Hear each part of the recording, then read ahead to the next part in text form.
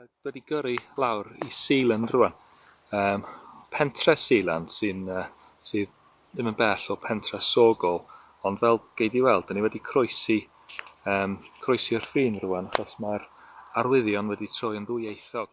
Dwi'n mynd i fentro rwan ar yr hen rheilffordd sy'n cael ei troi yn llwybr i beicio. Reit, dwi ar y rheilffordd rwan, hen rheilffordd, wedi troi yn llwybr beicio, ac mae'r wyneb y llwybr yn arbennig o dda. Mae wedi cael ei tarmacio sy'n lot well i feicio na cerrig mân sy'n cael ei chroi ar rhai o'r llwybrau beicio. Ond fel gei di weld, mae'n ymestyn o fy mlaen yn ardderchog. Wel, dwi'n agoshau rwan, dwi'n credu. Golygfa mae pawb yn cyfarwydd gyda hi, wel, mae pawb sy'n teithio i Gymru, hynny yw'r pont glas. Da chi'n mynd o dan iddo fo wrth teithio ar y prif ffordd i'r gogledd o gyfeiriad Manceinion Lerpwl. A dwi wedi bod o dan y bont yma cannoedd o weithio, ond dwi erioed wedi bod drosto fo. Felly dyma rhywbeth eitha cyffroes i mi. Mae gears y beic yn achosi chydig o broblemau heddiw yma. Da chi'n ei glywed nhw yn crunchio. Ond dyna chi, dyna'r A550 dwi'n meddwl. A dyma'r...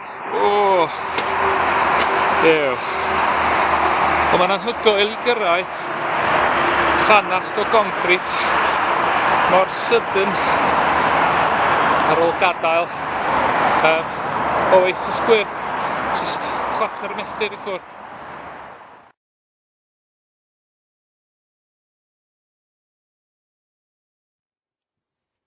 Dyma fo, dwi wedi cyrraedd cei, nath roi y cei yn yr enw cei connah, mae'n siwr.